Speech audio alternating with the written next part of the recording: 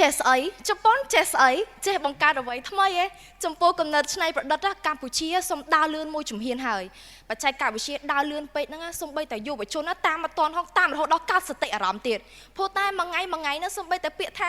personal time ខ្លួនឯងហ្នឹងក៏ទាញទូរស័ព្ទប្រើប្រាស់បច្ចេកវិទ្យាដែរអញ្ចឹងសំណួររបស់ខ្ញុំសួរថាតើសប្តាហ៍ថ្ងៃយើងកំពុងតែប្រើប្រាស់បច្ចេកវិទ្យាឬបច្ចេកវិទ្យាកំពុងតែប្រើប្រាស់យើងការរីកចម្រើនបច្ចេកវិទ្យាជឿនលឿនបានបង្កផលប៉ះពាល់ផ្នែកសតិអារម្មណ៍របស់យុវជនមុននឹងចូលទៅកាន់ខ្លឹមសារសូមអនុញ្ញាតបកស្រាយពាក្យកលឺប្រធានបទជាមុនសិនយោងតាមបច្ចនានុក្រមខ្មែរសម្ដេចព្រះសង្ឃរាជជួនណាតបានឲ្យនិយមមកទៅលើពាក្យសតិសំដៅទៅលើអារម្មណ៍ការដឹងខ្លួននិងការចងចាំចំណែកអារម្មណ៍សំដៅទៅលើអាការៈនៃចិត្តឬអ្វីដែលចិត្តទទួលដឹងចំណែកបច្ចេកវិទ្យាសំដៅលើការប្រើប្រាស់ចំណេះដឹងវិធីសាស្ត្រនិងបច្ចេកទេសដើម្បីបង្កើតឬអភិវឌ្ឍអ្វីមួយសម្រាប់បង្កើតអភិវឌ្ឍឬអ្វីមួយសម្រាប់ជីវភាពរស់នៅប្រចាំថ្ងៃដូចនេះប្រធានបទចង់បង្ហាញថាការរីកចម្រើនបច្ចេកវិទ្យាជឿនលឿនអាចមានឥទ្ធិពលទៅលើការគិតការយល់ដឹងនិងសុខភាពផ្លូវចិត្តរបស់យុវជនជាការពិតមនុស្សជាច្រើនតែនិយាយថា AI គឺជាអនាគត social media គឺជាជីវិត smartphone គឺជាដង្ហើមដកដែលមិនអាចខ្វះបាន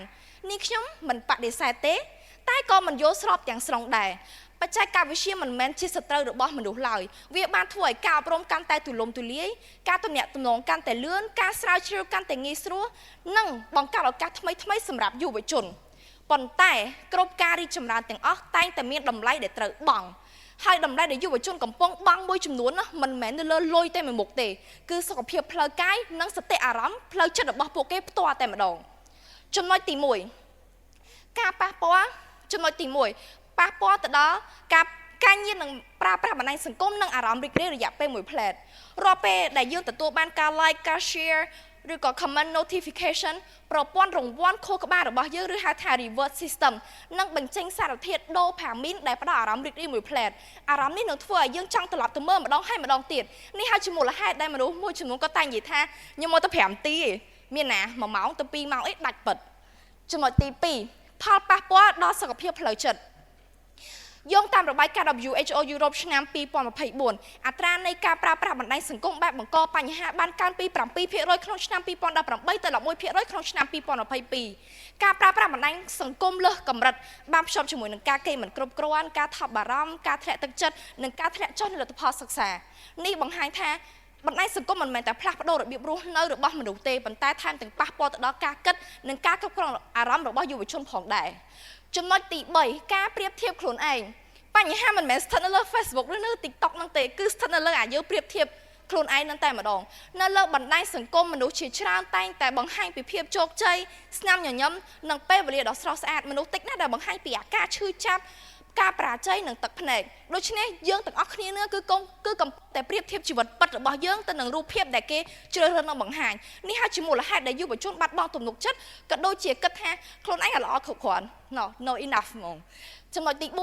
4ការគំរាមកំហែងតាមអ៊ីនធឺណិតយោងតាមរបាយការណ៍ UNESCO ឆ្នាំ2024បានព្រមានថាបណ្ដាញសង្គមអាចនាំឲ្យមាន cyber bullying ការរំខានដល់ការសិក្សានិងការប៉ះពាល់ដល់សុខុមាលភាពផ្លូវចិត្តរបស់យុវជនជាពិសេសក្មេងស្រីនឹងតែម្ដងដូច្នេះដំណោះស្រាយមិនមែនជាការលុប Facebook លុប TikTok ឬក៏បោះចោលទូរស័ព្ទទេ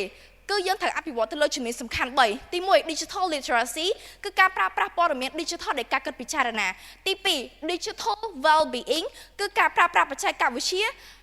កុំឲ្យប៉ះពាល់ទៅដល់សុខភាពទី3 digital balance គឺការបែងចែកពេលវេលានៃជីវិតពិតនិងជីវិតអនឡាញសូមកុំឲ្យយើងខ្លាចជាយុវជនដែលមាន Wi-Fi ខ្លាំងប៉ុន្តែទំនាក់ទំនងខ្សោយសូមកុំឲ្យយើងខ្លាចជាជំនាន់ដែលមាន AI ឆ្លាតប៉ុន្តែបាត់បង់ការគិតដោយខ្លួនឯងចូលចងចាំថាបច្ចេកវិទ្យាអាចលឿនជាងមនុស្ស AI អាចឆ្លាតជាងមនុស្ស Robot អាចខ្លាំងជាងមនុស្សប៉ុន្តែគ្មានបច្ចេកវិទ្យាណាដែលអាចជំនួសមនសិការមេត្តាធម៌និងបេះដូងរបស់មនុស្សឡើយសូមអរគុណ